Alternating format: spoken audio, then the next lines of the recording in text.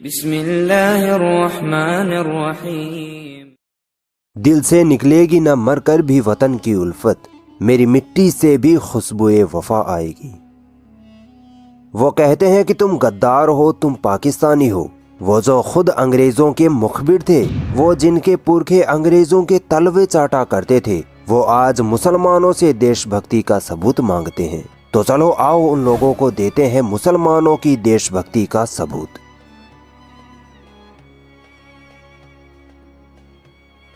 नाथुराम गोडसे को कौन नहीं जानता। वो भारत देश का पहला आतंकवादी था जिसने महात्मा गांधी की हत्या की थी। मगर अफसोस, गांधी को मारने वाले की लोग आज पूजा करते हैं, मगर गांधी की जान बचाने वाले बतख मियाँ को कोई नहीं जानता। बतख मियाँ वो मुस्लिम क्रांतिकारी थे जिन्होंने 1917 में गांधी की जान बचाई थी। 1917 में चंपारण में अंग्रेज किसानों पर बहुत जुल्म ढा रहे थे। महात्मा गांधी इस समस्या को दूर करने के लिए जब चंपारण गए तो अंग्रेजी अफसर इरविन ने मोतीहारी नील कोठी में महात्मा गांधी को दावत पर बुलाया ताकि किसानों के ताल्लुक से बात की जा सके।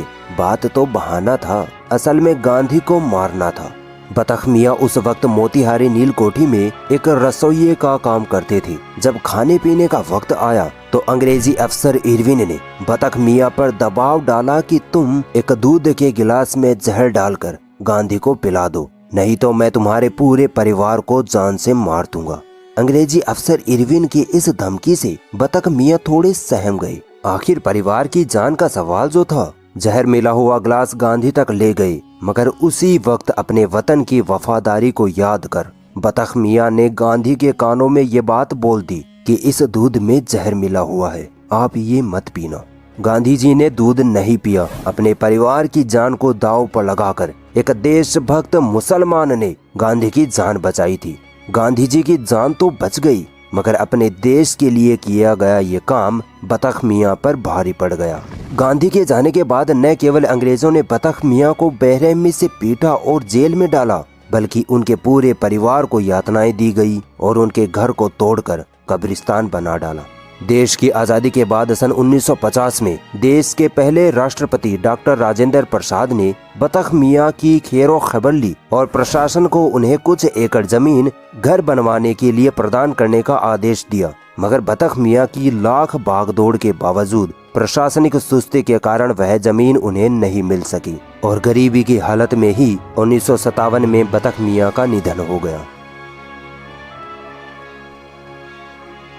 भारत को आजाद कराने वाला वो मुस्लिम क्रांतिकारी जिसने इनकलाब जिंदाबाद का नारा दिया था, आज दुनिया उसे हजरत मोहानी के नाम से याद करती है।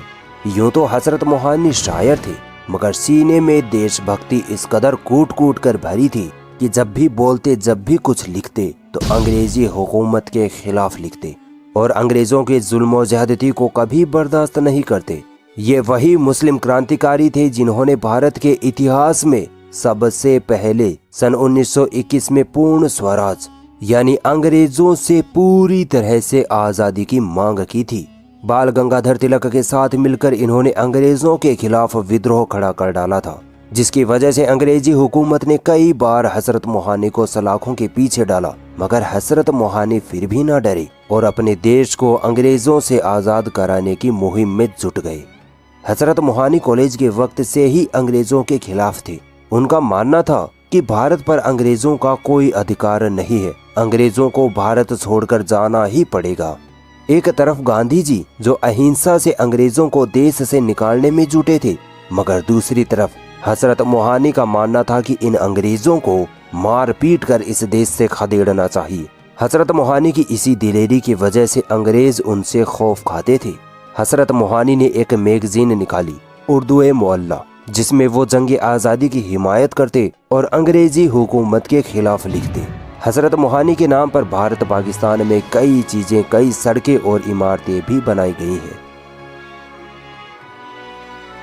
1857 की जब क्रांति छिड़ गई थी, तब उत्तर प्रदेश के मुसलमानों में देशभक्ति का ऐसा जोश पैदा हुआ कि शामली के थाना भवन इलाके में मुसलमानों ने अंग्रेजों के खिलाफ जंग का ऐलान कर डाला।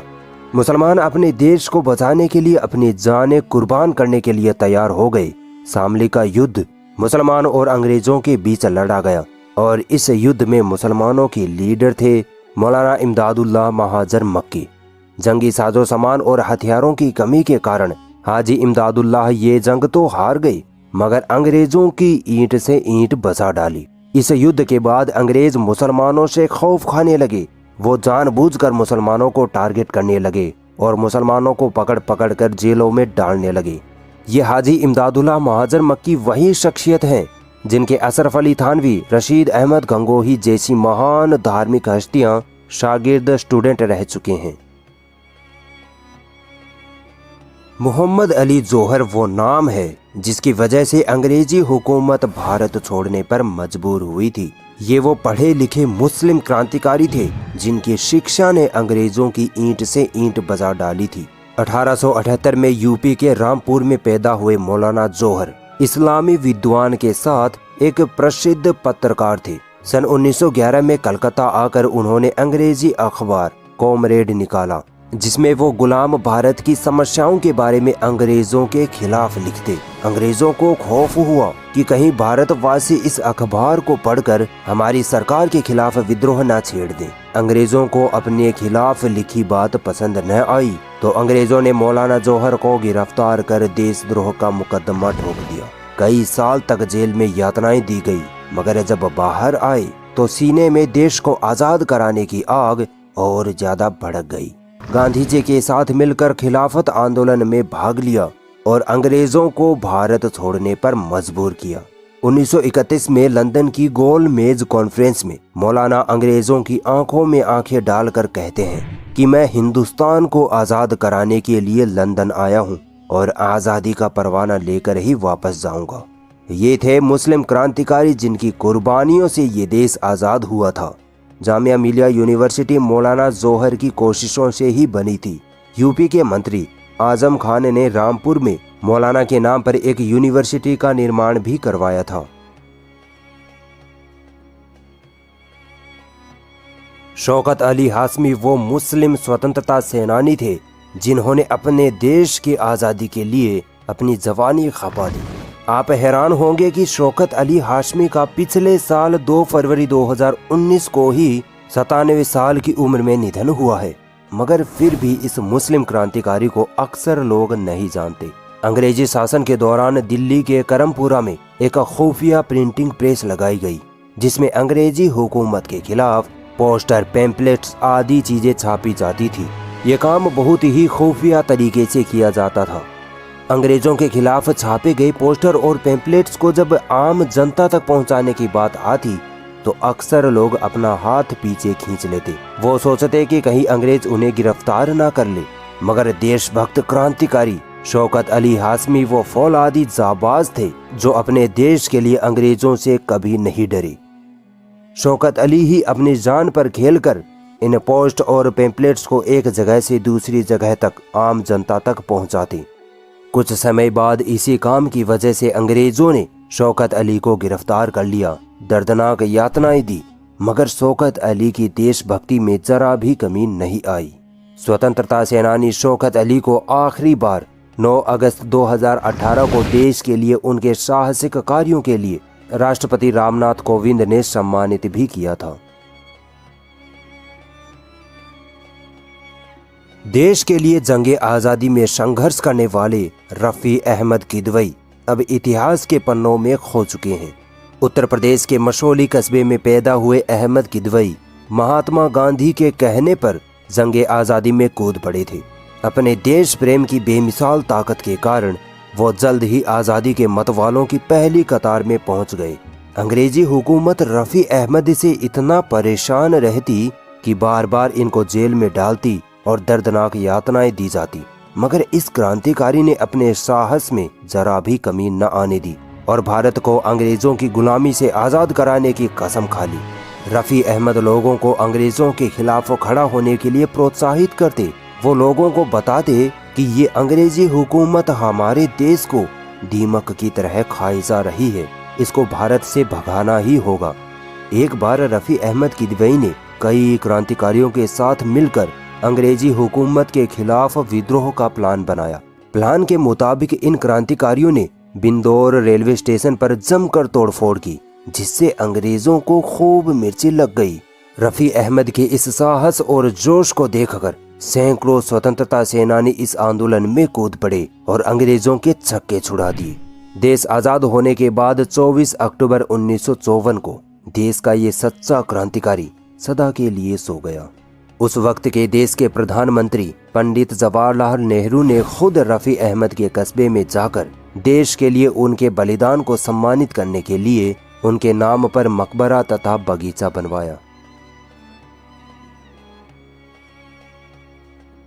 अक्सर मुस्लिम स्वतंत्रता सेनानियों के साथ ऐसा हुआ है कि देश के लिए दी गई उनकी कुर्बानियों को जानबूझकर इतिहास से गायब करने की कोशिश की गई। ऐसे ही एक भारतीय मुस्लिम स्वतंत्रता सेनानी इनायतुल्लाह खान मशरिकी की कुर्बानियां भी हमसे छुपाई गई। सन 1920 में अंग्रेजों द्वारा अल्लामा मशरिकी को राजदूत बनने का ऑफर दिया गया और फिर 1921 में सर की उपाधि भी देनी चाहिए, मगर अंग्रेजों के इन प्रस्तावों को अल्लामा मशरिकी ने ठुकरा दिया। पता है क्यों? क्योंकि अल्लामा मशरिकी अंग्रेजों के कट्टर विरोधी थे और अंग्रेजों से अपने भारत देश को आज़ाद कराने की जिद्दोजहद में लगे थे। 1930 में अल्लामा मशरिकी ने अंग्रेजों के खिलाफ एक आंदोलन खड़ा कर डाला जिसे खाकसार तहरीक कहा जाता है। अल्लामा मशरिकी ने इस आंदोलन की नींव इस तरह रखी कि इसमें सभी धर्मों के लोग, हिंदू, मुस्लिम, सिख, ईसाई सब शामिल होने लगे। धीरे धीरे ये आंदोलन इतना मजबूत हो गया कि अंग्रेजों ने मारे डर के अल्लामा मशरिकी को जान से मारने की साजिश रच डाली, मगर वो कामयाब ना हो सके। 1940 तक 10 साल के अंदर ही इस आंदोलन में 50 लाख से ज्यादा लोग जुड़ गए और अंग्रेजों को देश से निकाल फेंकने के लिए एक विशाल सेना तैयार हो उठी। मगर फिर अंग्रेज बौखला गए और 19 मार्च 1940 को जब लाहौर में खाकसार आंदोलनकारी एक शांतिपूर्ण प्रदर्शन कर रहे थे, तब अंग्रेजों ने उन पर अंधाधुंध गोलियां चला दी। कई क्रांतिकारी शहीद हुए और कई घायल हुए। खाकसार आंदोलन को अंग्रेजों ने बंदूक के दम पर बंद करवा दिया। अल्लामा मशरिकी को और उनके बेटों को गिरफ्तार कर लिया गया। अंग्रेजों ने देश की आज़ादी वाले खाकसार आंदोलन को दबाने के लिए अल्लामा मशरिकी के बेटे को भी जान से मार डाला। अल्लामा मशरिकी के सीने में आज़ादी की वो आग जल रही थी जिसे अंग्रेज कभी बुझा नहीं पाए।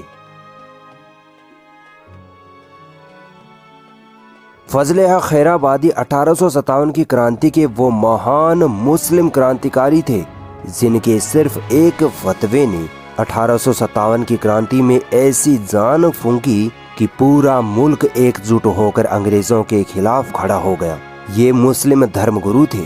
1816 में अंग्रेजों के यहाँ नौकरी किया करते थे, मगर जब देखा कि ये अंग्रेज भारतीयों पर जुल्म के पहाड़ तोड़ रहे हैं, भारत देश पर कब्जा करना चाहते हैं, तो अपने देश के खातिर अंग्रेजों की नौकरी को ठोकर मार दी। 1857 की क्रांति से पहले ही जब अंग्रेजों के जुल्मों की हद पार हो गई, तो फजले हक खैराबादी ने अंग्रेजों के खिलाफ जिहाद का फतवा दे डाला और भारत के मुस्लिम समाज को अंग्रेजों के खिलाफ खड़ा किया, जिसकी वजह से 1857 की क्रांति में हिंदू मुस्लिम सभी मिलकर देश के लिए अंग्रेजों के खिलाफ लड़े।